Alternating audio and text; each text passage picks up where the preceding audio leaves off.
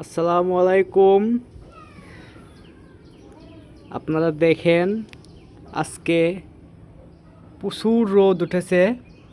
সেই রোদের ভিতরে আমরা কাঁচা আম ভর্তা করতেছি।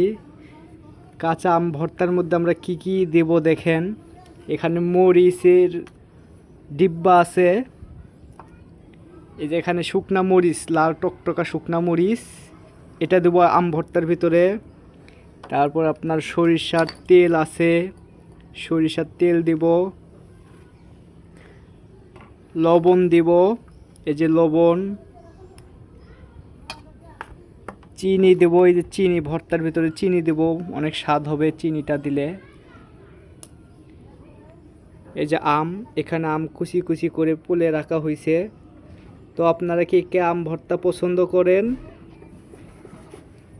কমেন্টে জানিয়ে যাবেন। কে কে আম ভর্তা খাইতে পছন্দ করেন আপনারা কমেন্ট বক্সে বলবেন। ধন্যবাদ সবাইকে।